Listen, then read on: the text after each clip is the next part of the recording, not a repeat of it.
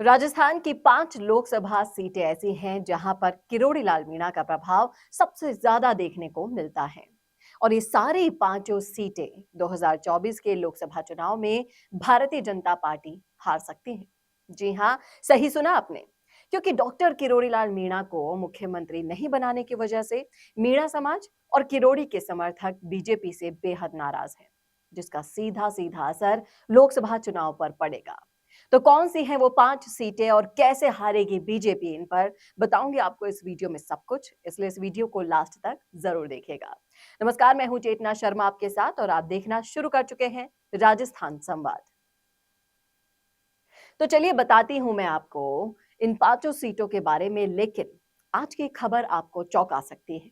जी हां, जिस तरह से बीजेपी राजस्थान चुनाव को लोकसभा चुनाव का सेमीफाइनल मानकर चल रही थी, भले ही इसमें वो जीत गई हो, लेकिन इसका हाल भी वैसा ही होने वाला है जैसा वर्ल्ड कप में इंडिया का हुआ था।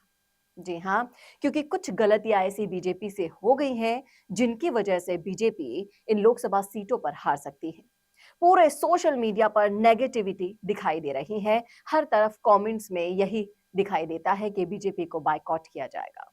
तो वो 5 सीटें मैं आपको बताती हूँ जहां किरोड़ी लाल मीणा का प्रभाव है और ये सीटें बीजेपी हार भी सकती है। पहली सीट है जयपुर ग्रामीण लोकसभा सीट।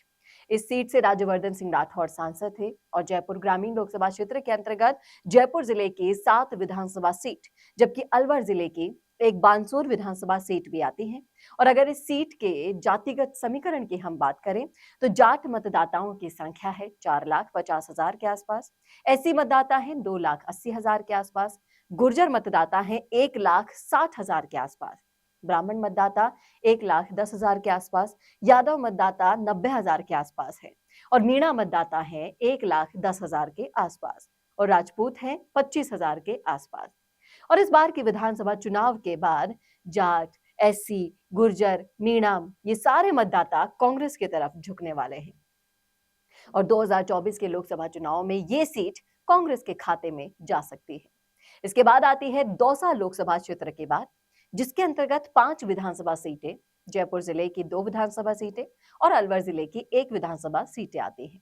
इन सीटों के जातिगत समीकरण की अगर हम बात करें तो मीणा मतदाता है 3,80,000 के आसपास, गुर्जर है 2,40,000 के आसपास, जाट मतदाता है 90,000 के आसपास और एससी मतदाता है 4 लाख के आसपास, माली है 1,15,000, ब्राह्मण मतदाता 1,10,000 के आसपास।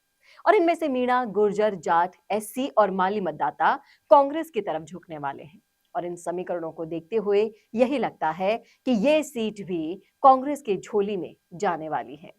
इसके बाद आती है अलवर लोकसभा सीट और इस सीट पर बाबा बालक नाथ जीते हैं। अलवर लोकसभा क्षेत्र के अंतर्गत अलवर जिले के 8 विधानसभा सीटें आती हैं।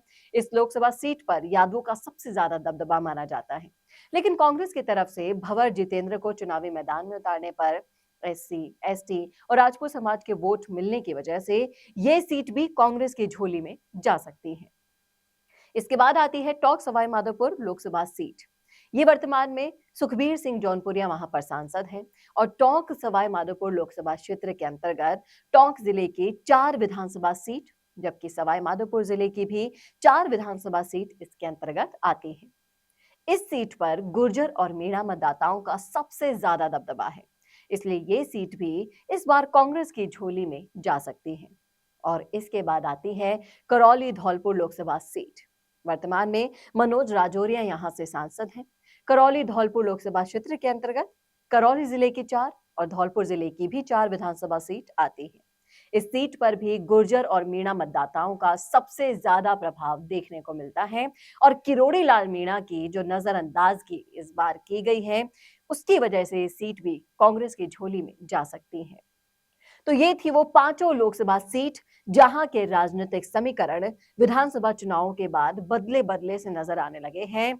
युवा हो, बुजुर्ग हो, कोई भी हो, हर कोई अब यही कह रहा है कि किरोड़ी लाल मीणा ने जिस तरह से विपक्ष की भूमिका निभाई थी, उसको नजरअंदाज करके बीजेपी ने बहुत बड़ी गलती की है और इस गलती का खामियाजा उनको लोकसभा चुनाव में भुगतना होगा। आपकी क्या राय है? आपका क्या सोचना है? अगर आप भी देख रहे हैं ये पूरा वीडियो और आते हैं इन्हीं विधानसभा सीटों से, इन्हीं विधानसभा क्षेत्रों से। तो आपकी क्या राय है, आप क्या सोच रहे हैं, सब कुछ लिख डालिएगा कमेंट बॉक्स में, क्योंकि आपकी राय हमारे लिए बेहद मायने रखती है। कैसा लगा वीडियो, ये भी जरूर शेयर कीजिएगा और ऐसे ही और वीडियोस के लिए देखना ना भूलें राजस्थान संवाद। नमस्कार। कौन देखता है अब टीवी? टीवी पर आपको कितनों ने देखा, ये कैसे पता चलेगा? घर घर इंटरनेट पहुंचने के बाद अब सब कुछ है डिजिटल। आपका वीडियो कितनों ने देखा ये हर पल आपको पता चलेगा, इसलिए डिजिटल मीडिया में बनाइए अपनी पहचान। 4.5 करोड़ से ज्यादा व्यूज और 3,27,000 से ज्यादा सब्सक्राइबर वाले राजस्थान के चैनल राजस्थान संवाद पर करवाइए कवरेज।